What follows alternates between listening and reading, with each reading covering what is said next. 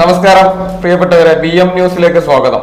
നമുക്കറിയാലോ, മഞ്ചേരിയിൽ പുതുതായിട്ട് നിലവിൽ വരുന്ന ട്രാഫിക് പരിഷ്കരണങ്ങളൊക്കെ അത് ജനജീവിതത്തെയും പൊതുജനങ്ങളെയും ഒക്കെ വളരെ അധികം ബുദ്ധിമുട്ടിലാക്കുകയാണ്. നമ്മളെ മഞ്ചേരിയിലെ ഈ ബസ്സിൻ്റെ റൂട്ടുകൾ കുറെ വ്യത്യാസപ്പെട്ടിട്ടുണ്ട്. അവിടുത്തെ അതുകൊണ്ട് ട്രാഫിക് അപ്പോൾ അതിന് ഒരുപാട് ബുദ്ധിമുട്ടുകൾ പൊതുജനങ്ങൾക്ക് എന്തായാലും ബുദ്ധിമുട്ടുണ്ട്. ഇനി ഈ ഓട്ടക്കാർക്ക് ബസ്സുകാരെ ബുദ്ധിമുട്ടുകൾ മനസ്സിലാക്കണമല്ലോ. കാരണം പൊതുജനങ്ങൾക്ക് വേണ്ടിയിട്ടാണ് തൊഴിൽ ചെയ്യുന്നത്. അപ്പോൾ ഇതിൻ്റെ ബുദ്ധിമുട്ട് മാത്രമല്ല, ആ റൂട്ട് എങ്ങനെയെന്ന് പോലും അറിയില്ല. അത് എങ്ങനെയാണ് ഈ റൂട്ട് വന്നിട്ടുള്ളത് നിലവിൽ ഇപ്പോൾ ഓടിക്കൊണ്ടിരിക്കുന്ന സ്ഥിതിയിൽ തന്നെ ട്രാഫിക്കിന് ഭയങ്കരമായിട്ട് ബുദ്ധിമുട്ടാണ്. നല്ല ബുദ്ധിമുട്ടാണ് നിലവിലുള്ളത് തന്നെ. അത് കൂടുതൽ ബുദ്ധിമുട്ടാക്കുന്ന രീതിയിലേക്ക് ട്രാഫിക് പരിഷ്കരണത്തിൻ്റെ ഭാഗമായിട്ട് ജനങ്ങളെയും അതോടൊപ്പം ഈ റൂട്ടിലോടുന്ന ബസ്സുകളെയും കൂടുതൽ ബുദ്ധിമുട്ടാക്കുക എന്നുള്ളത് മാത്രമാണ്. ഇപ്പോൾ നമ്മൾ എങ്ങനെയാണ് ഉദ്ദേശിക്കുന്നത്? കോഴിക്കോട് ഭാഗത്തു നിന്ന് വരുന്നൊരു ബസ് മഞ്ചേരി സെൻട്രൽ ജംഗ്ഷൻ എത്തിയിട്ട് അവിടുന്ന് ലെഫ്റ്റ് തിരിയാമെന്നുള്ളതാണ് പറയുന്നത്. നിലവിലൊരു കാറ് പോലും ഒരു റൗണ്ടിൽ ഒതുങ്ങി തിരിച്ച് എടുക്കാൻ പറ്റാത്ത സ്ഥലം. അവിടെയാണ് ഇത്രയും വലിയൊരു ബസ് വളച്ചെടുക്കുക എന്ന് അവർ പറയുന്നത്. ഇതെങ്ങനെയാണ് വളച്ചെടുക്കണം എന്നുള്ളത് ഇതിനെക്കുറിച്ചൊരു പഠനം നടത്തിയതിനു ശേഷം മാത്രമേ പറയാൻ കഴിയുള്ളൂ. അതിലെ ഒരു ബസ് ഒടിഞ്ഞു കിട്ടുമോ എന്നുള്ളത് മനസ്സിലാക്കാനുള്ള ബുദ്ധി ഈ ഒരു കമ്മിറ്റിക്ക് ഉണ്ടായില്ല എന്നുള്ളതാണ് ഏറ്റവും വലിയ കാരണം. എന്താ വെച്ചാൽ ഒരു ബസ് ഒരു റൗണ്ടിൽ ഒടിഞ്ഞ് ഒരിക്കലും കിട്ടൂല, തിരിച്ചെടുക്കാൻ പറ്റൂല.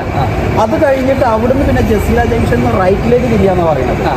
ജസീല ജംഗ്ഷൻ റൈറ്റിലേക്ക് തിരിയുമ്പോഴും ഏത് സമയത്തും ട്രാഫിക് ബ്ലോക്കുള്ള ഒരു സ്ഥലമാണ് ഇത് ജസീല ജംഗ്ഷൻ.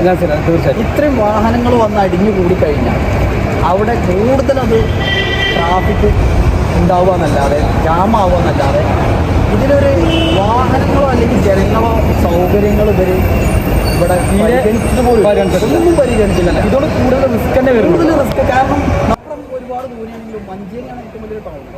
ഇത്രയും ജനങ്ങൾ പല ഭാഗത്തു നിന്ന് വന്നു കൂടുന്ന ജനങ്ങൾ ഏറ്റവും കൂടുതൽ വരുന്നത് മഞ്ചേരിയാണ്.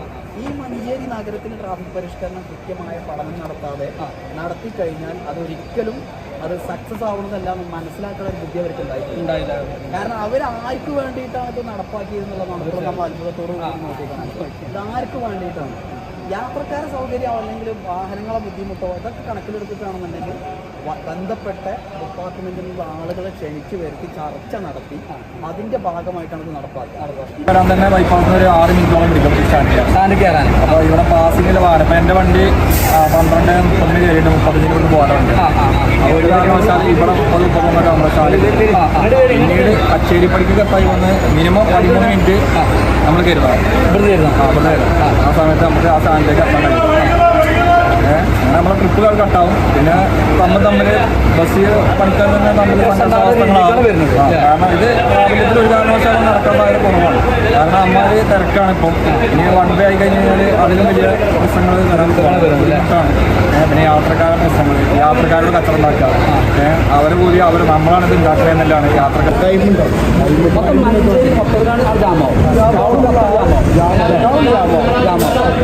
ഇതുകൊണ്ട് ഏറ്റവും വലിയ നേടാൻ പോകുന്ന ഒരു കാര്യം അതാണ്.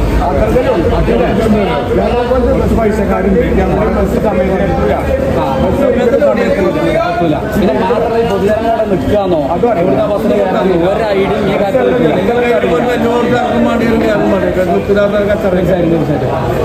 പുറമെ ഈ മഞ്ചേരിയിലെ ആളുകൾക്ക് തന്നെ പൊതുജനങ്ങൾക്ക് ഇപ്പം തന്നെ ബസ് എവിടെ എന്താ ഏതാ കോഴിക്കോടൻ ബസ് എവിടെ എന്നറിയുന്ന ഇതിനെ BM ന്യൂസ് നമുക്ക് ജനങ്ങളുടെയും ബസ് തൊഴിലാളികളുടെയും എല്ലാവരുടെയും ശബ്ദമായി ഈ വിഷയത്തിലൊന്നും കൂടി ഉണ്ടാവും.